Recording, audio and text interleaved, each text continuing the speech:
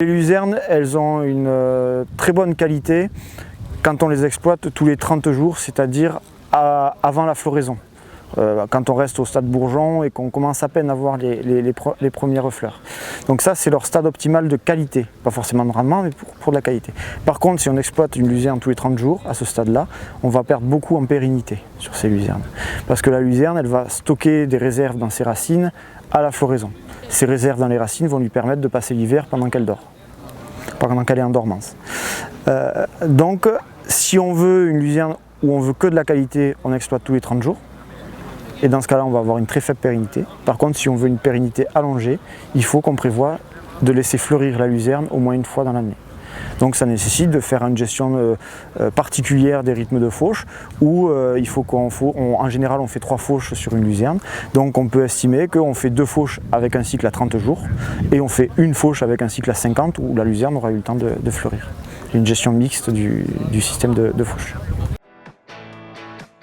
Les luzernes typées sud vont avoir tendance à avoir plus de tiges que les luzernes typées nord, qui vont avoir tendance à avoir un ratio tige-feuille plus bas, donc avoir plus de feuilles par rapport au nombre de tiges. Ce qui fait que comme la qualité est principalement dans les feuilles des différentes fourragères, notamment des luzernes, les luzernes typées nord vont avoir un meilleur taux de MAT, un meilleur taux de protéines et donc avoir un fourrage de meilleure qualité. Par contre, ce sont des luzernes qu'on va devoir exploiter sur une fenêtre très courte, plus courte que les typées sud qui vont donc démarrer plus tôt au printemps et arrêter plus tard à l'automne, sur lesquelles on va pouvoir faire une fauche, voire 2, de plus qu'une typée nord, donc sur lesquelles on peut éventuellement espérer faire plus de rendement. Jusqu'à présent, les investissements de sélection étaient plus orientés sur les luzernes typées nord, donc avec des indices de dormance en dessous de 5. Ce qui fait que sur ces luzernes-là, on se retrouve avec un marché de variétés qui a des résistances aux maladies très importantes, sur lesquelles d'ailleurs on ne peut pas inscrire sans avoir des notations de résistance aux maladies fortes. Par contre, sur les luzernes type sud, on est en train de rattraper notre retard en considérant un peu plus ces variétés-là, parce que le réchauffement climatique oblige, on a des étés qui sont de plus en plus chauds et des hivers qui sont de plus en plus doux aussi.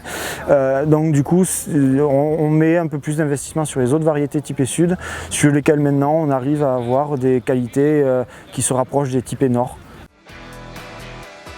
Pour avoir un bon ratio entre qualité de fourrage et qualité de repousse aussi derrière, de manière à avoir une productivité même après la coupe, il vaut mieux viser une hauteur de coupe entre 7 et 10 cm.